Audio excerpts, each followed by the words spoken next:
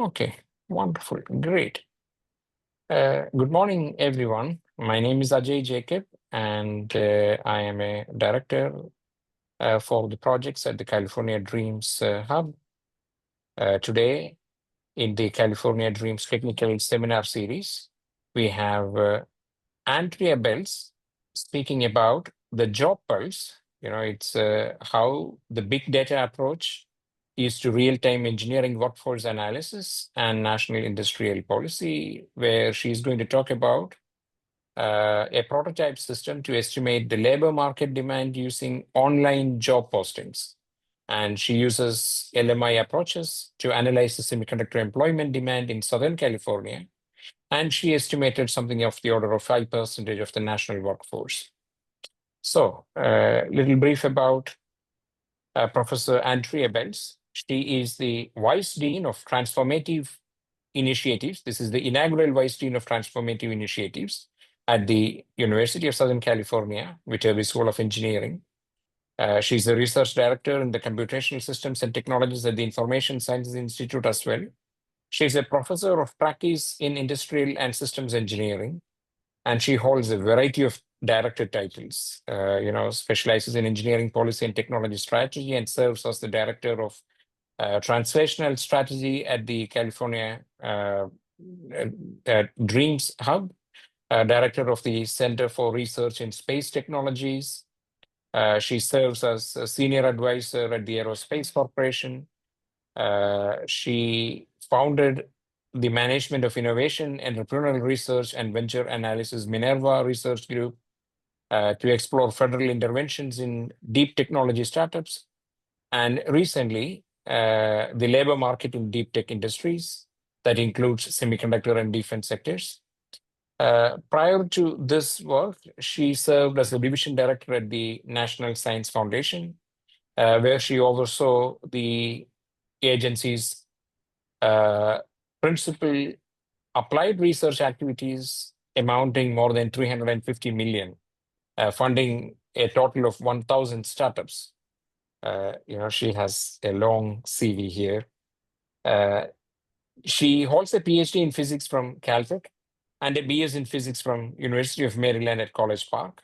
And she also serves as the president of the IEEE Technology and Engineering Management Society.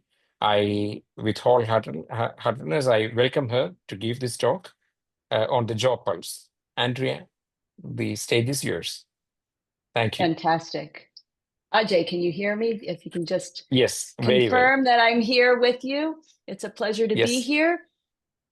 Thank you. So let me just jump into this and make sure that I can. So until a couple of years ago, we did not pay that much attention to the supply of chips that we had. And actually, let me just turn off my video just in case there are any issues. And then some of you may remember that chips were in the news. We couldn't get cars. We couldn't get many other products. And this wonderful statement, chips in 2022 are like toilet paper in 2020. This really spurred a lot of attention and probably was one of the catalyzing events behind the Chips and Science Act that was passed in 2022. So this sets the stage for our discussion today. I will give you an introduction to the issues at hand, talk a little bit about the federal interventions that have led to this work, tell you about a prototype system that a couple of colleagues and I developed together, and then a couple of slides on where this can go. So, why is there national industrial policy at all? And one way to think about it is that there are two key objectives. One is to develop strategic capabilities. And these capabilities can be measured through a lot of different assessments and numbers that float around: technology development, military contracts, investment, and patents. And this is where I had previously done some work. But a second key objective of industrial policy could be to generate employment opportunities. And in principle, one would want to measure hiring rates, but an important measure would be unfilled positions. And some work a couple of years ago, actually about 10 years ago, demonstrated that online job postings actually serve as a leading indicator of hiring trends. So we will focus on this second objective of industrial policy. In the last week, there has been added attention on the topic of how do you generate labor market insights. And so in that context, let's take a look at some of what we know. A big question would be, what does the supply look like? And this has been a topic of great interest in the California Dreams collaboration in the microelectronics commons community as a whole. So one way to think about supply is to start with looking at the international landscape. Several years ago, Tsinghua announced that they were opening a chip college. This was a relatively important development. So we know that they're investing in education at the highest levels. And we also know that a great deal of research is taking place in China. This chart on the right measures the fraction of accepted papers to a prestigious IEEE conference in this field. And the blue line at the top is the North American submission or acceptance rate. And the red line at the bottom is China. And what you see is that as of 2023, these lines cross. So these two measures together can be read as can be interpreted as significant investment in the chip industry at all levels. China is also generating a high number of startups in the chip sector, and this quote from PitchBook, which is a well-known data source for startup funding, notes that Chinese startups attracted 75% of all venture investment in chip companies in 2023. And it looked the same a year before. And this is in the context of a dramatically changed economy or a changed marketplace when it comes to the venture market. What do the STEM distributions look like around the world? This chart, which was generated by the Center for Security and Emerging Technology at Georgetown, notes the fraction of STEM graduates and the number from a variety of countries around the world. And so two interesting takeaways. One is that in absolute numbers, China produces 4 times more STEM graduates than the US does. And moreover, nearly half the Chinese graduates are STEM, compared with our 20%. So supply is clearly an issue if we would want to keep pace just in numbers alone. In the US, we have some clear enrollment challenges. This chart is from a report a few years ago generated by the United States National Academies, and what it shows is enrollment rates in a couple of different disciplines. So the yellow is total engineering bachelor's degrees. The blue line here is CS bachelor's degrees. The red is master's, and then the green is electrical engineering bachelor's degrees. And what you see here is that the uptick in engineering bachelor's degrees is largely linked to the uptick in computer science, which is often included in engineering schools, although not always. And what we see on the electrical engineering side is a decrease from 30 years ago. This is in part a response to the job openings that were available that these graduates were looking toward. The big red chunk is computer science jobs and growth. The green slice is engineering, and then the purple is life science. Physical science is here as a thin orange slice. And so these computer science graduates are anticipating getting some of these red jobs. This is a rational reaction to the marketplace. So the key takeaways are that the increase in engineering enrollment is from computer science, and that electrical engineering really has been flat for many years in response to this job market. Of course, these numbers end in 2024. Clearly in 2025, we've seen some changes in the job market, and we have yet to see how that propagates back to enrollment numbers. In the United States specifically, domestic talent is a challenge. These data come from an NSF survey of grad students and postdocs. And what we see is that since 1990, the number of American students in US graduate programs is effectively flat, though you can see some decrease from this high circa 1993. But look at the dramatic increase in foreign students participating in our educational program. And this is clearly, this group in sum is the graduate workforce that participates in a lot of the research enterprise. A final consideration as we look at the semiconductor industry and its overlap with the defense industry, which I'll talk about more in a moment, is the following. If you look at the master's and doctoral students in the United States, and in particular in these engineering disciplines that are clearly linked to the semiconductor industry, what we see is that at the master's level, about 55% of master's students are temporary visa holders. So the blue is United States citizens and permanent residents. The orange is the temporary visa holders. And look at how this ratio changes when you look at PhD students. US persons represent 30% of the doctoral student population. On the right, what we see is the evolution of these populations over the last over 12 years from 2008 to 2020. And what we see here is that the fraction of US persons participating is decreasing, whereas the temporary residence is effectively flat. And so this percentage is the percentage of all PhDs who are in these engineering disciplines.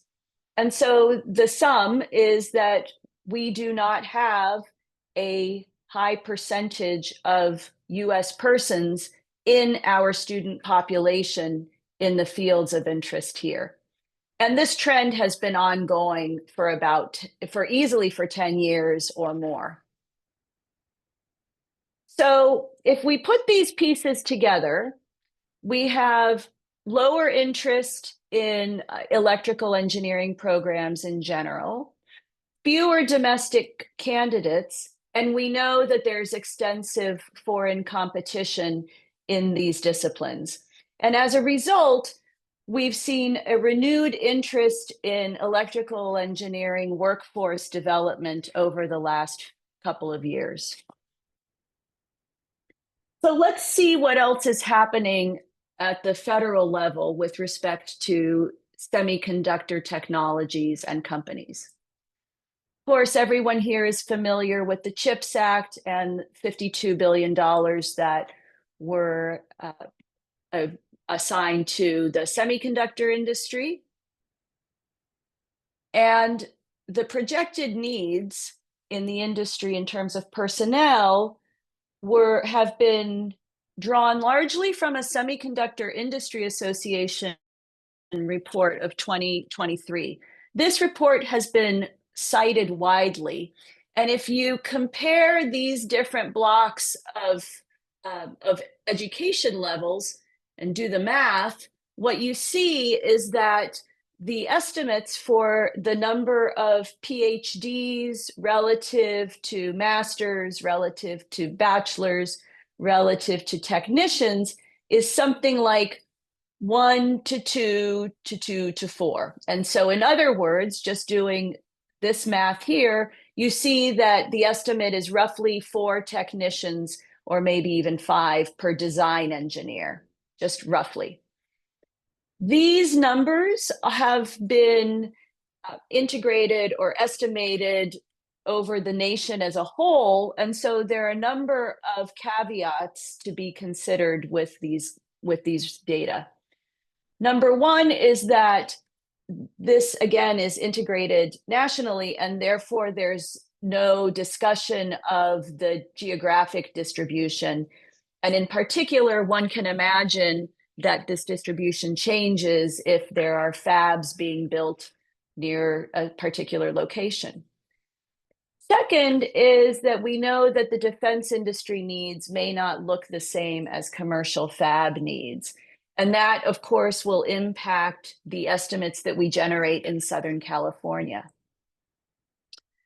We can also imagine that fabs will be competitive globally only if they have fewer technicians, maybe than they did in the past, and that these labor costs would effectively be replaced with automated solutions. And then finally, this growth was tagged to begin in 2022, but of course, the legislation was only passed in 2022, and legislation takes some time to implement. Some of us who've spent time in Washington can speak to that. So in the efforts to implement the CHIPS Act, one of the efforts was the Microelectronics Commons. And I believe most of the participants on this call are familiar with it, but in 2023, 8 regional hubs were granted awards from the Microelectronics Commons program. One of them is the one that is headquartered here at the University of Southern California, California Dreams. And you're welcome to learn more about it, of course, at our website. So each of these hubs was tasked with learning more about the demand in their own regions. And you can see here where these organizations are based. And we were all asked to get a handle on what did the demand look like in each of our areas. So Southern California has a rich history of being tied to the national semiconductor industry. But let's just look at what some of the numbers look like as a whole. So first of all, the Federal Reserve Bank and the Bureau of Labor Statistics estimate that something like 400,000 people are employed in the semiconductor industry across the country.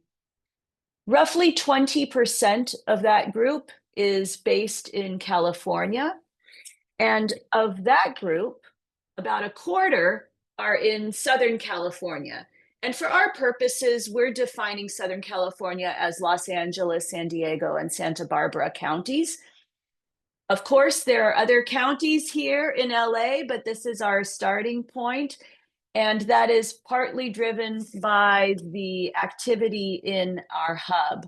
But you can imagine we could add some more. But in general, these numbers are roughly correct. So one way to think about it is that our hub region represents something like 5% of the national employment in the semiconductor industry. We have a long history of aerospace and defense, and the relationship between the aerospace sector and the local economy has been documented. Alan Scott had written a number of papers about this relationship, but it's gone on for 75 years, maybe longer. So in this context, the Microelectronics Commons initiated an effort to understand demand in each of these regions. And one way to generate insight is through the new field of labor market intelligence. So traditionally, labor markets have been understood in large part through interviews. And these interviews generate a lot of rich data. However, some of the limitations are that they are inefficient. There are sampling issues, and one can imagine that if you're trying to do interviews, the organizations that are too busy to talk to you might be the ones that are growing the fastest. There are lots of different sampling issues. There are also reproducibility issues, of course, in a human interaction. And probably the most important concern is that there are many sources of bias. And in particular, if the respondent believes that the interested party might be able to impact future outcomes, they may be interested in steering the conversation one way or another. So interviews, though, I don't want to discount them. They provide a lot of rich data, and in particular, they can inform some of the discussion on soft skills, quote unquote, that may not be as easily understood from the job postings. However, if one is interested in numbers, one can follow the approaches of the newer field of labor market intelligence. We can leverage advanced data science methods, and certainly there has been a tremendous amount of work in downloading and processing online job postings for other purposes. But importantly, number one, the numbers tend to align with the Labor Department estimates. And number two, the job postings serve as a leading indicator for employment estimates. As you would imagine, if you have a lot of job postings in one quarter, you can imagine that the employment goes up in the next quarter. So we decided to pilot a system that we're calling JobPulse, with the idea that it's a way of taking the pulse of the labor market at a given time. So you can use, I think we're all familiar with various platforms that have millions of postings available at any given time. And then you can imagine filtering it on the semiconductor industry in order to understand this sector. Fortunately, there are commercially available tools that are now common, and they provide integrated crawling and scraping with various filters. And so in our process, we looked specifically at these three counties, and we worked carefully on developing a job search term. And the search term can be a family or a title. And I'll talk more about that in a moment and about the terminology. One can imagine, though, lots of different ways to find the job titles, but the job titles, families, and functions that we used were generated by ONET, which is a system that's been used in labor market intelligence studies. I do want to point out that now that I'm talking about actual work being done, it was absolutely critical to work on this with my partner, Karen Markel from the University of Colorado at Colorado Springs, and our very talented master's student in computer science, Mihir Tale. And so the work that I will describe here, we reported in an IEEE conference recently. So what is JobPulse? Well, its approach has to have 4 steps. First of all, we have to think about the search terms so that we search intelligently. And as I mentioned, the terms that we use come from the ONET term system, which is used in many labor market studies. Second, one needs to crawl and scrape. And so we had to generate criteria to filter the postings. Third, we needed to pre-process the records. So you can imagine you download some set of records as a corpus, and then you would need to filter those intelligently in order to create a data set. And then you would want to process the data set.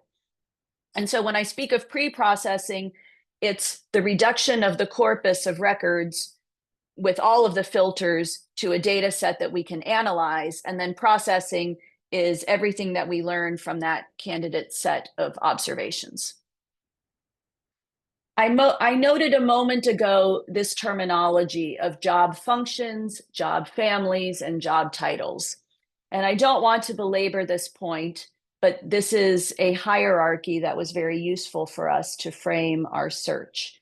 So we have 4 job functions that we look at, and I'll just walk through the scientist example and then show you the other job functions. But of course, one category of scientist would be a research scientist. And then The family of research scientists would include a materials scientist or many other types of scientists.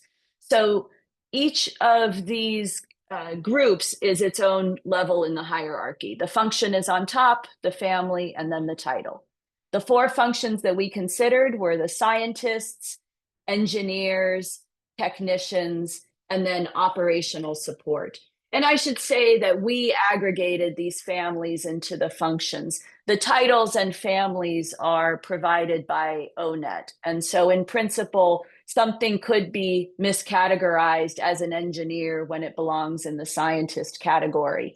That is a robustness check that we are still learning how to do. So then one needs to crawl and scrape. I think most of this group is probably familiar with what job posting websites would look like, but the important element is that effectively when you conduct a search, you generate a URL. This URL can be inputted into another platform as an input field. And so we extract these URLs and feed them into another tool. In the long run, of course, you would want to use an API, which there are some APIs available now to bypass this set and just run the tool in a fully automated fashion. But this was our pilot. So a few details on our pilot. We scraped this platform in the spring of this year. You can imagine that it could go much faster in the future, but this is how we learned. Each function, family, or title, we called it a job search term, a JST, that would be inputted into the tool. We created search phrases, which consists of semiconductor plus this term. But I should say that when they're processed by the online platform, they're not processed as a straight Boolean and. And so the system looks for companies that even if it doesn't have the word semiconductor in the job title or even in the job posting, if it's in the company description, it will get processed. Some job terms appear in multiple families, and therefore we weighted them accordingly. And so, for instance, if a term like design engineer appears in more than one category, it gets weighted by half in each of those. Because we presume that what we're really looking to count is number of people who would be employed if all of these postings were filled. And therefore, we assume, well, there's a 50% chance it could be in this family and a 50% chance in the other family. If terms were available in multiple hierarchy levels, they were assigned to at its highest possible level and then excluded going forward. In some cases, the same title appeared, or the same job search term appeared many times because it appeared in multiple locations for the same company. And we retained those multiple IDs because we figured that if it was listed in two locations, two people might be hired for it. Note that we did not do any filtering on whether these were remote or hybrid positions and so forth, but we assume for the moment that those are multiple unique IDs, also under the assumption that a company will post it twice if there are really two independent needs for it. The companies with multiple locations are likely to be larger with more established processes. We processed employer names in order to generate a unique employer list. So for instance, Amazon and Amazon Web Services were ultimately aggregated in order to get a unique set of employers. And future iterations will certainly have a shorter timeline. This was, as we say in the startup world, we were building the plane as we fly it. So we created a data funnel. This shows the funnel for the three different regions of interest that we considered. The first row is the raw observations, meaning we downloaded roughly 10,000 records in Los Angeles and so forth as you read this. We then did some work to remove jobs in other industries. And I don't know that this is perfect yet. We may still have a little bit of contamination from other industries, especially, for instance, in operational support. You can imagine that a title like supply chain analyst might appear in companies that are not in the semiconductor industry, just like they do in the semiconductor industry itself. And then finally, we processed uh, the duplicates and looked specifically at unique job IDs. And so out of this, we end up with about 4,000 records that we consider our data set that can then be processed. So I'm going to give you a little view into the results that we generated. And a nice way to see it is in a pie chart. We see that roughly 2/3 of the postings that we recorded are engineers.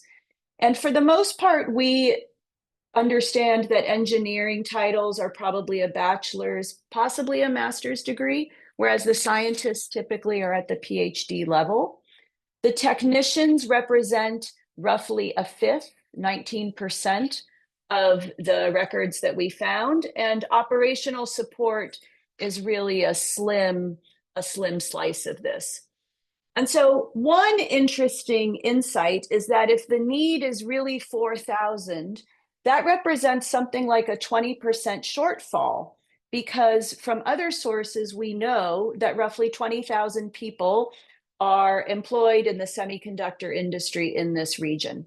So that's an interesting finding. 20% seems like a big shortfall. The second really interesting finding is the ratio between engineering and engineers and technicians. And it's probably easiest to see here that the blue piece is much bigger than the pink piece. And so this is a reversal of the ratio predicted by the Semiconductor Industry Association. And in other words, this is a factor of 6 flip. So this is an interesting finding as well. And certainly I will later report on some limitations that, of course, could affect these numbers. And then finally, some of us have thought through the number of PhDs that could be generated to fill these scientist roles. And our estimates are that maybe 40 or 50 PhDs in this field are generated along the entire West Coast. And so it's possible and likely that the scientist need outruns our PhD generation by many factors. Now, we do have some detailed tables. I am only going to show you the tables to give you a flavor of what they look like. We don't need to dig deeply into a given job family. But for instance, for the scientists, we have a couple of different job families here, and it's really no surprise that computer scientists would show up with the highest fraction at the scientist level. In the engineers, what we see, number one, is that there are many, many more job families than there are at the scientist level, which certainly makes some sense. And that most of them, as we can see, are product engineers, quality assurance, et cetera. We have similar tables for the technicians and the operational support. And I think in general, the most interesting findings are just the order of magnitude of the numbers. However, I will say that we found this term of microelectronics technician, which did not appear in the ONET job titles. And so another interesting element of this is that we can, in principle, identify emerging jobs or emerging job families that have not been captured in the traditional tables and the traditional methods. I want to jump for a second to the employer base and talk a little bit about what we learned here. We found roughly 1,000 unique employers that are posting these jobs. And this is after our aggregation of Amazon plus Amazon Web Services is the same company, et cetera. It would be obviously very difficult to survey these employers in a traditional approach and get a statistically robust representation. If you take 4,000 positions and spread them among 1,000 employers, you get something like 3 or 4 postings per employer on average. And the top recruiters we found were Anduril, SpaceX, and Relativity Space. Together, they represent something like 10% of the estimated need. And so studying the employers and learning a little bit more about the employer base could really tell us something about what's happening. Are there startups that are trying to grow and that are looking for engineers? That is a question in which I'm particularly interested, having worked in the startup and innovation space for a long time. And so a couple of next steps of interest to us as we formulate our research is the firm size question. And then another question is the anticipated nature of the work configuration. And in particular, are these positions that are anticipated to be in person? Are they hybrid? Are they remote? We simply don't know the answers to those yet, but some of this information is in the data set that we have. And so this is really an early peek at our data set. We are definitely not done, and we have not exhausted all of the opportunities with it. There are a number of limitations, but also opportunities that one can imagine for this work. So first of all, the method limitations. We looked at only one platform because we were limited by the availability of a tool. Some of the tools are under development and they have some links to the platforms, but we were not confident that we could get a comprehensive data set. You can imagine that the audience could vary across platforms and that, for instance, maybe PhD level candidates are more comfortable on one platform than another. We also know that our list of titles is not exhaustive. We found this title of microelectronics technician that was not in the list that we originally considered. And we also know that, as I mentioned earlier, we may have an imperfect mapping of job families to job functions. So that mapping process needs to be revisited, and we can think more carefully about what is a scientist job function. Perhaps there are some miscategorized job families. On the study itself, we know that there are no fabs planned for Southern California. So of course that could impact our findings. So could the links to the defense industry. And our geographic range may be incomplete. We just needed a starting point. So we will certainly revisit what we are calling Southern California. But clearly, there are some opportunities in that this system can be scaled and ultimately it can be completely automated. And I'll talk more about that in just a moment. One question that was brought to our attention was the question of ghost postings. And I have to say that I recently learned there is a lot of social science literature around ghosting in general, in a number of different relationships, not just employer and applicant. So what's a ghost posting? They've been hypothesized as a set of job ads that are posted without any intention to fill those postings.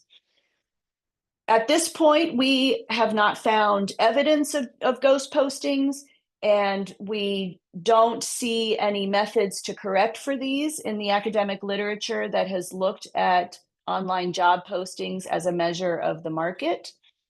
So we're not sure if there are established methods to include this in national analyses of any type, whether it's interview-based or specifically the postings.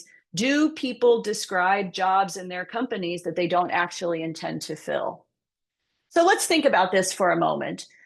they're hypothesized to exist with the idea that the marginal cost of posting one is negligible to the company. And that if you're a large systems integrator, for instance, sure, you could post one more engineer that you don't actually intend to fill. However, this is probably inconsistent with most HR processes. I think what we've seen in our conversations with our colleagues in industry is that they are only posting jobs if they can identify a funding source for that job and a pretty clear scope of work. So it's not clear that this is happening at scale in large organizations.